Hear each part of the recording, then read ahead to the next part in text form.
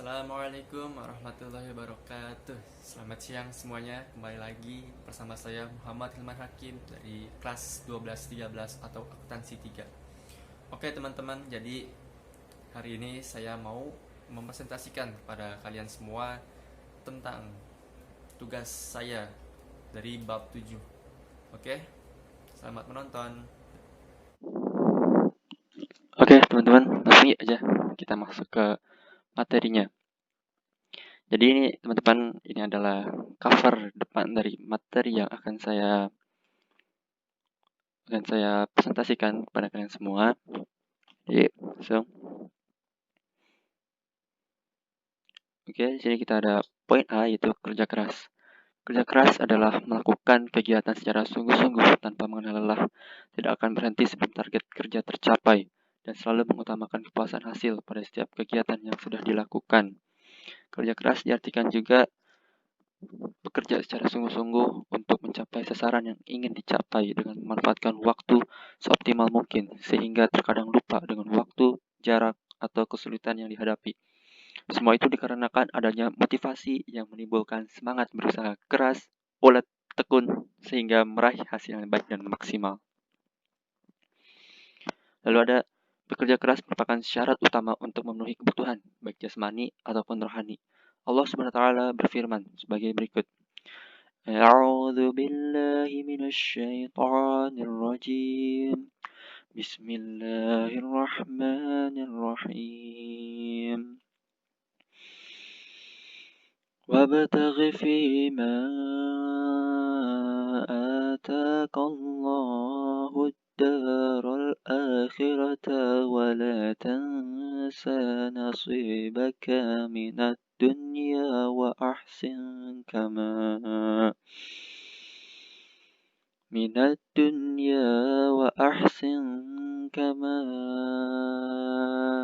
أحسن الله إليك ولا تبغ الفساد في الأرض إن الله لا يحب المفسدين. Yang artinya, dan carilah pahala negeri akhirat dengan apa yang telah dianugerahkan Allah kepadamu. Tetapi janganlah kamu lupakan bagianmu di dunia dan berbuat baiklah kepada orang lain, sebagaimana Allah telah berbuat baik kepadamu. Dan janganlah kamu berbuat kerusakan di bumi. Sungguh Allah tidak menyukai orang yang berbuat kerusakan. Quran Surat Al-Qasas surat ke-28 ayat ke-77. Oke, selanjutnya ada yang pertama, ada perilaku yang mencerminkan bekerja keras. Itu ada mengerjakan sesuatu agar diperoleh hasil yang maksimal, lakukan dengan penuh kesungguhan. Yang kedua, tugas yang sudah menjadi tanggung jawabnya hendaknya dilakukan dengan sebaik-baiknya. Yang ketiga, tidak menunda-nunda tugas. Yang kedua, ada hikmah bekerja keras. Hikmahnya itu pertama ada dapat mengembangkan kemampuan diri. Yang kedua, dapat membentuk diri agar memiliki sikap tanggung jawab dan disiplin dalam segala aspek kehidupan. Dan yang ketiga, mampu mengangkat derajat dan martabat sebagai manusia yang beriman kepada Allah Subhanahu wa taala dan Rasul-Nya. Lalu yang keempat ada meningkatkan taraf hidup seorang muslim dalam kehidupannya sebagai masyarakat. Yang kelima, mendapat pahala dari Allah Subhanahu wa taala karena kerja keras merupakan bagian dari perilaku akhlakul karimah. Lalu ketiga ini ada cara membiasakan perilaku kerja keras. Cara-caranya yaitu saat bekerja keras dan berusaha hendaknya diniatkan hanya beribadah kepada Allah Subhanahu wa taala semata. Yang kedua, setiap memulai pekerjaan awali dengan menyebut nama Allah Subhanahu wa taala. Yang ketiga, lakukan semua tugas dengan penuh kesungguhan dan sepenuh hati. Yang keempat, akhiri pekerjaan dengan menyebut nama Allah Subhanahu wa taala.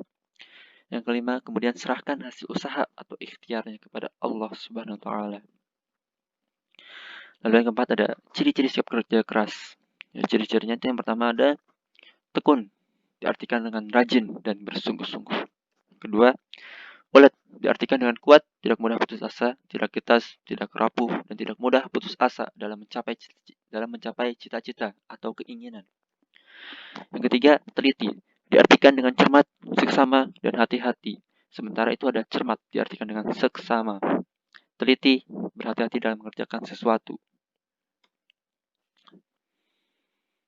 Oke, selanjutnya ada poin B yaitu tanggung jawab. Tanggung jawab dapat diartikan sebagai berikut. Yang pertama, beban kewajiban suatu pekerjaan atau tugas yang harus dipikul sesuai dengan ketentuan. Yang kedua, sikap seseorang dalam bentuk kesediaan dan kemauan untuk menyelesaikan kewajiban yang diterimanya. Islam juga menggariskan bentuk tanggung jawab sebagai berikut. Yang pertama, tanggung jawab terhadap agama meliputi seseorang disebut muslim jika sudah mengikrarkan 2 kalimat syahadat sebagai realisasinya, yaitu sebagai berikut. Pertama, meyakini kebenaran Islam. Yang kedua, mempelajari agama Islam. Yang ketiga, mengamalkan ajaran Islam. Yang keempat, mendakwahkan agama Islam. Lalu yang kedua ada tanggung jawab terhadap diri sendiri, yaitu yang pertama, Islam melarang keras perbuatan merusak diri sehingga merugikan fisik, moral, dan mental. Yang kedua, Islam tidak membenarkan seseorang yang lahiriahnya baik dan terpuji, sementara jiwa dan batinnya rusak. Yang ketiga, Islam menganjurkan kebahagiaan diri harus diupayakan terlebih dahulu, baru ke pihak lain, dengan tidak meninggalkan tanggung jawab kepada diri sendiri. Lalu yang keempat ada menyeimbangkan antara memenuhi hak diri dan tanggung jawab kepada orang lain. Yang kelima ada nyawa adalah amanah karena Islam melarang keras membunuh atau bunuh diri ataupun menempuh jalan yang tercela. Lalu yang ketiga ada tanggung jawab terhadap keluarga. Yaitu yang pertama, pembunuhan hak pribadi tidak boleh merugikan pihak lain, termasuk hak keluarga.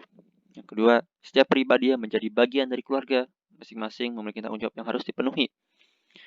Yang ketiga, tanggung jawab terhadap keluarga menempati urutan kedua setelah pemenuhan tanggung jawab pribadi.